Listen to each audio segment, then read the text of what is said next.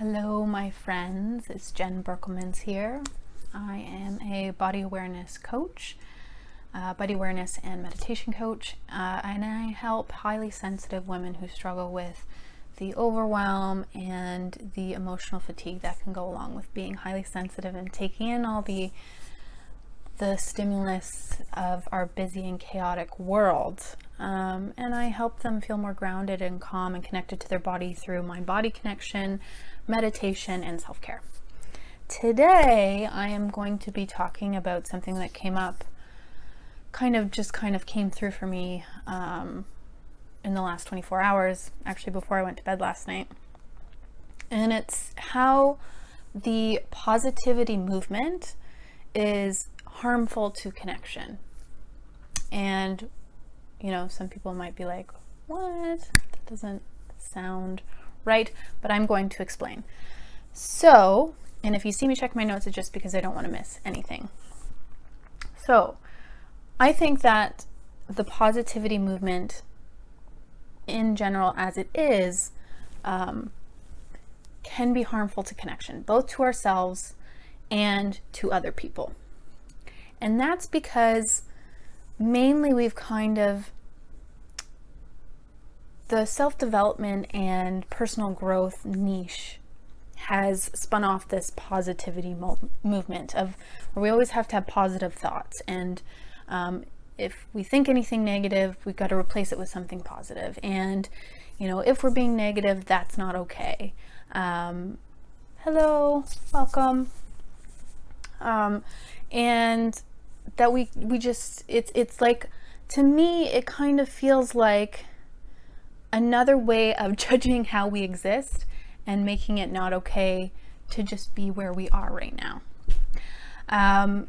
And while I do think there is a merit to cultivating and over time changing how we react to things, and our patterns and our beliefs about ourselves and the world, in a way bringing it to something more positive is very important and very good. I think the way that the positivity movement is used right now is causing harm. And I will explain. So we right now are a nation that's that to an extreme level avoids uncomfortable feelings and emotions to the detriment of our health, to our connection with other people, and to our ability to just enjoy life. We have gotten to a point where we avoid being uncomfortable to such a degree that we are, severely, we're sick, we are exhausted, we are burnt out, we are experiencing illness to a degree that hasn't been seen in the past, and chronic illness, and we're so disconnected. Even though we have the internet and such amazing things to connect us, we're so disconnected, and mental health is at an all-time high. And like all of these things, when we have access to all this stuff, why is that? We're disconnected from ourselves and from other people. And I think that this positivity movement can further make this disconnection, because it's just kind of a band-aid if it's used in a certain way. Like, oh, you're feeling this, just think something different. Well, it's not that easy. Like if you I'm trying to think of an experience. So if in your childhood you experience something that brings forward the feeling of fear. So like if you were abandoned by a parent, okay? Your parent left, you felt abandonment, you have a fear of abandonment. So when you're in relationships, that feeling's gonna come up. You can't just like throw some positivity on that and make it better, So I think, while there is merit to it, I think how it can be used can be harmful. And I have an example. So I have a friend of mine who was talking to me on the phone, and she was explaining about her life and what was going on for her. She was feeling burnt out, exhausted, kind of hanging on a thread. And, you know, for good reason. She's gone through a lot in her life. And, you know, she apologized to me for not being positive or more positive. And I said, why is that? Like, all you've gone through and all you've experienced, there is good reason to be feeling the way that you feel. And I think it's very important that you talk about how you feel with someone who can understand you and can listen and, you know, not be judgmental. And I'm glad I can be that person for you. I don't expect you to be positive and uplifting all the time. And she explained to me how she had talked to another friend, and the friend, while well-intentioned, tried to say something along the lines, well, just be positive and find the lesson and, you know, all of these things. And this person was obviously very excited about, you know, self-development and new changes and things. And I think that's great. But the result was that this person who was struggling felt bad about what they were experiencing, and they felt bad for sharing it. And so this is an example of why I think this whole positive movement can be very harmful and disconnecting, because in this scenario where someone is trying to share their struggle, instead of being empathetic and being there, the person was shut down and said, just be this, just do this. It was with well intentions, but the result was that that person felt like they weren't okay for expressing how they felt, and weren't okay for where they were in their life and how they were reacting to it. And so I explained that when we're going through something challenging, that is very important for us to give ourselves the space to feel what we're feeling. So I would say without judgment, but sometimes when we're feeling something really challenging, we'll feel judgment come up as well. So it's important to incorporate judgment and allow that to be in our experience as well. So to allow everything to be there: sadness, frustration, blame, guilt, shame, you know, apathy, like all of these things, whatever we're struggling with, allow it to be. There's a difference between feeling and getting something off your chest and kind of getting stuck in a rant, you know, where you're repeating the same thing to every single person you see and staying stuck in that cycle.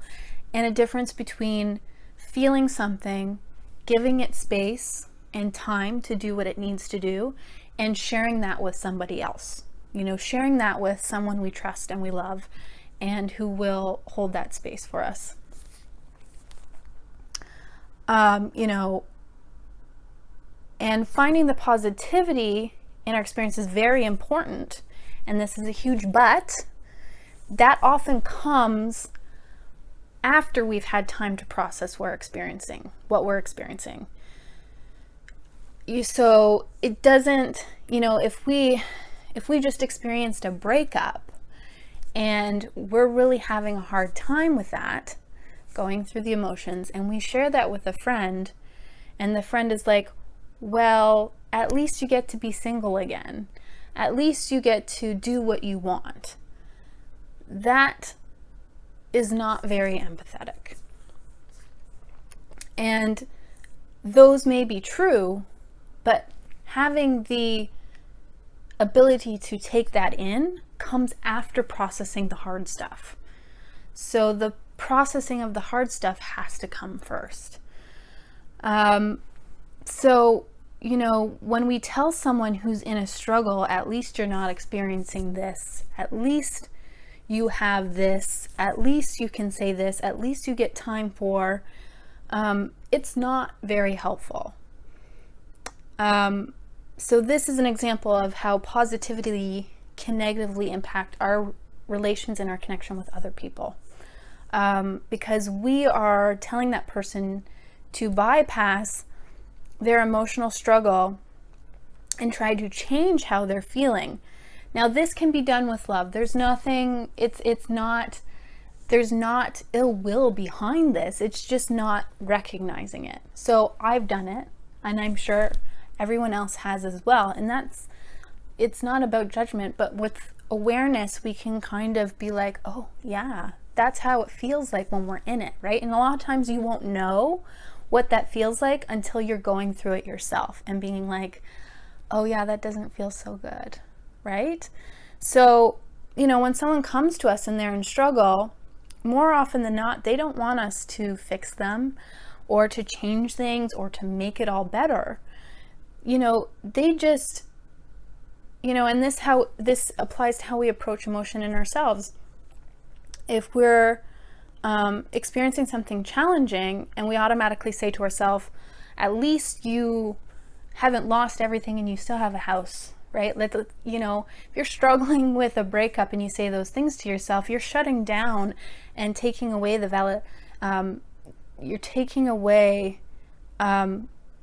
it's invalidating what you're feeling, and invalidating your own struggle. And while it may not be to the degree of what someone else is experiencing, it doesn't make your experience any less valid. And it doesn't make this other person's experience any less valid either. So it can be applied to both sides. And so this brings up the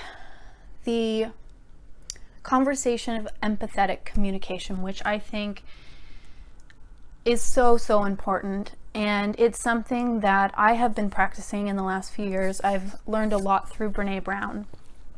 She is wonderful, and she teaches a lot about shame and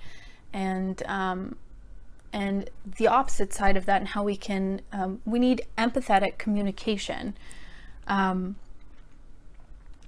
because that is what helps bring connection. And so this can be used kind of with ourselves in our own dialogue and with other people. So what most people need is someone to fully listen to them, for you to give them your full attention, to receive it with non-judgment, and to be empathetic. And that can be applied to yourself as well. When you're going through something hard, give yourself attention, awareness, sit with what you're feeling. Receive it with non-judgment. It's okay to feel how you're feeling, and be empathetic to yourself. Now, people often misunderstand the difference between empathetic and sympathetic, being, showing empathy and showing sympathy. And the two are very, very different. So Brené Brown has a wonderful video around this. So if you look up Brené Brown and empathy, a video will come up, and it's wonderful. And it explains this very, very well. So where empathy can provide connection, sympathy creates disconnection. So in empathy, we would say, hey, I see you in your struggle. I see you. I understand what you're going through. It sucks. I've been there myself, and I'm here for you. Can you feel the power in that? Like, it feels really powerful. And sympathy is like, oh yeah, man, that really sucks. Poor you. It's, one is like, ugh, I feel you. And the other one's kind of like, you're struggling. You stay over there. I'll be over here. I don't want to get too close because that's kind of really uncomfortable. So she goes and she explains there's 4 key pieces to empathetic communication. One is being able to have perspective on what the other person is going through, and being open to putting yourself in that other person's shoes. 2 is leaving your judgment behind. Listen fully and give someone your full attention. I don't know. Have you ever felt how powerful it is when you're with someone and they are fully with you and they listen to you? Like, they hear you whenever you say something, and they not only hear you, but they can reflect back, and you feel so heard and understood. Like, that is so powerful. I think often we think, I'm back. Sorry about that, technical difficulties. So I'm not too sure where I was, but I'm going to pick up where I left off. So in order for us to be, so I'm going to go through the 4 key pieces of empathetic communication. So 1, being able to have perspective on what the other person's going through, putting yourself in their shoes, leaving the judgment behind and listen fully and give someone their full attention.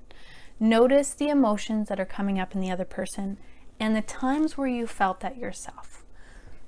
This is helpful because you can be like, I understand. Like, a lot of times we have trouble with our own emotions, right? Anger, sadness, whatever it is. And when someone else is coming with us and they're very angry, that can be hard. But if you take a little bit of perspective, a little distance, and just allow them to be where they are with it, does not mean anything about you. And just recognize what it feels like to feel that yourself, so you can kind of put yourself in their shoes. And lastly, communicate that you understand, you recognize the emotion they're feeling, and you understand what that's like. So, like I said, in empathy, it's, hey, I see you. I understand what you're going through. It really, really sucks. I understand, and I'm here for you. And in sympathy, it's kind of like we keep that distance when we say, yeah, that totally sucks, dude. Poor you. In order to be empathetic with someone, we have to allow ourselves to be uncomfortable too. We have to allow ourselves potentially to feel the uncomfortable emotions that challenge us as well. Now that benefits the other person and it benefits us too. And it's a choice, and one that takes courage and vulnerability. And, you know, vulnerability is something that creates connection and intimacy in our relationships. When we are able to really kind of let down our guard and be vulnerable with somebody and really feel something, it's very powerful.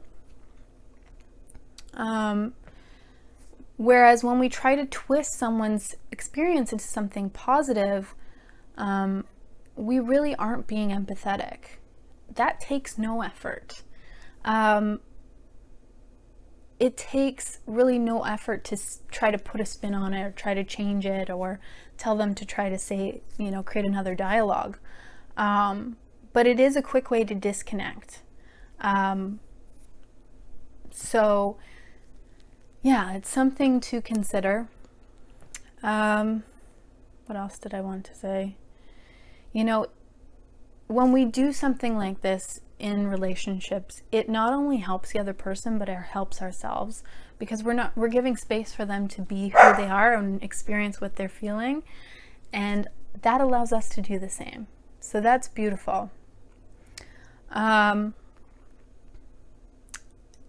let's see, what else did I say?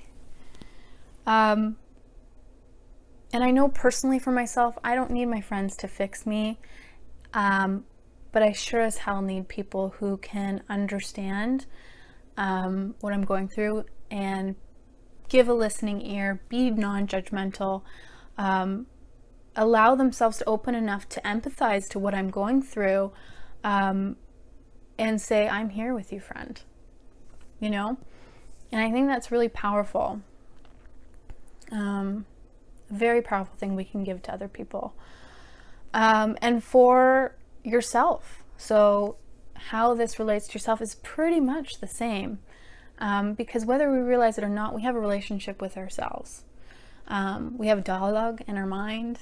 And when we go through things, we think thoughts about ourselves. So we have a relationship with ourselves, and we can use this same type of format for ourselves. You know, give ourselves space, give ourselves attention and awareness. You know, I did approach my own health with the whole positivity Band-Aid thing. And I used to try to spin everything into something positive, but it didn't work, you know? And then I felt guilt and shame because I thought I was doing something wrong. You know, I was trying to replace every thought that I was having with something positive, and it didn't work. And so I thought, there's something wrong with me, when in reality there was something wrong with the tool. The tool was wrong. Hi again, Anne-Marie. Yeah, my internet cut out on me. So I'm here for part 2. Yeah, so I thought there was something wrong with me, but really there was something wrong with how the tool was presented and how I was using it. So how has that changed? Well, there's a difference between trying to cover discomfort with a fake smile and positive affirmations, and versus allowing myself the space to love myself enough to feel everything that I need to feel. And in doing so, unraveling old patterns and belief systems and raising my vibration in its own time. One is kind of allowing and just naturally unraveling things, and one is trying to fix things and trying to, hold on to something, and it's, which doesn't work. I don't think it works. And maybe for some people it does. I can't judge other people. We all have our experiences, but my experience, it does not work at all. Not in that way anyways. So now, I let myself feel the anger and the judgment and the frustration and jealousy, resentment, blame. I allow it to be in my experience. And I realize that just because I'm feeling something does not mean I have to act on it or express on it. So just because I'm feeling anger in my body, I'm feeling that anger, doesn't mean I'm going to be yelling at somebody. It doesn't mean that I'm going to have an outburst at somebody. It just means that I feel angry, and that's okay. And I let myself know that feeling anything doesn't change who I am as a human being. That's probably the most human thing there is to feel, to have emotion. That's what makes us human beings. And just like everyone, I deserve empathy from myself. While I know that all of my experiences, especially the challenging ones, have merit and potentially lessons and information and things I can learn, I have to feel things first before I can get to that perspective. I'm not going to get that perspective day one of experiencing a breakup, as an example. I'm not going to be able to be in that space where I can just make it all positive. Instead, I need to feel the pain and the anger, maybe the resentment and the blame. And through that, eventually, that perspective will come to me. Let's see what else. Yes, the only other note that I kind of want to end on is that all emotions, feelings, and experiences are all valid. Sometimes it doesn't necessarily make sense, but what can come up for us out of a situation or experience may bring up something older in our system, and it can be confusing. And that's why I say everything is valid, because we may, let's say, we come home to our partner or spouse and they say something that normally wouldn't bother us, and it sets us off. Let me think if that's a good example. Okay, a better example would be, okay, so you're at work and someone says something a little, it's a little judgmental. They say something a little judgmental, but you get like really angry. You may not do anything about it, but you feel so angry and you just can't, you just like are ready to blow and you have to leave. You have to just get anywhere. Likely is that experience is touching on something that is older than you realize. And you may come up with a lot of judgment because it feels like that doesn't really feel like it fits the situation, but it's still valid.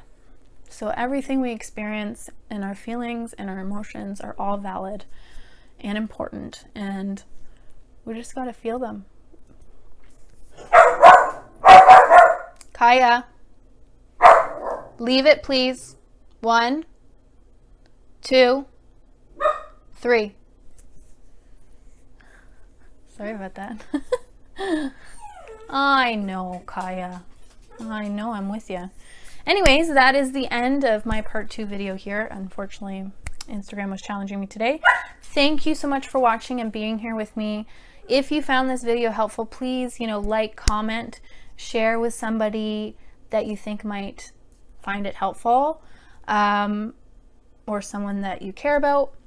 And if you have any questions or comments, please contact me. Love to hear about it. And yeah, I'd love to hear your perspective on what I brought up today.